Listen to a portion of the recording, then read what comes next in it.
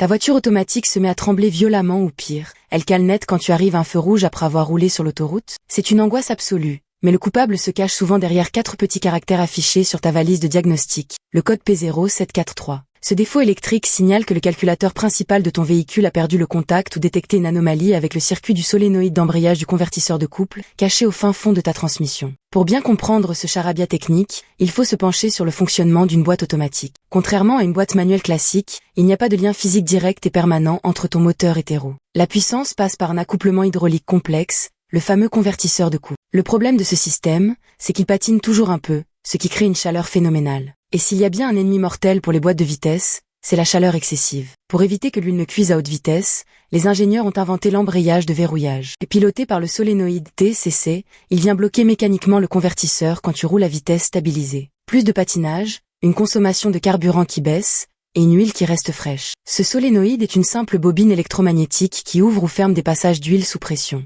Si le circuit électrique lâche, ou si des débris viennent coincer la petite tige métallique interne, le convertisseur reste bloqué. Résultat, quand tu ralentis pour t'arrêter, le moteur reste lié aux roues et finit par caler, exactement comme si tu oubliais d'appuyer sur la pédale d'embrayage avec une boîte manuelle. Alors, comment on s'en sort sans y laisser toutes ces économies? Avant de paniquer et de commander une transmission neuve, commence par la base absolue, vérifie le niveau et la couleur de ton fluide hydraulique. Une huile noire, qui sent le brûler ou qui est remplie de limaille, c'est très mauvais signe. Souvent, une simple vidange avec remplacement du filtre fait des miracles. Attention, je dis bien une vidange classique par gravité, pas un rinçage sous pression qui pourrait achever une boîte déjà fatiguée. Si l'huile est belle, il faut sortir le multimètre et jouer au détective sur le faisceau électrique extérieur. Cherche des fils fondus ou écrasés. Si tout est parfait dehors, le problème est à l'intérieur. Il faudra tomber le carter inférieur de la boîte pour accéder au bloc hydraulique. Bien souvent, on y trouve le solénoïde recouvert de minuscules particules de métal qui font court-circuit ou bloquent son mécanisme. Un bon nettoyage ou un remplacement de cette petite pièce règle souvent ce souci qui fait pourtant si peur au conducteur.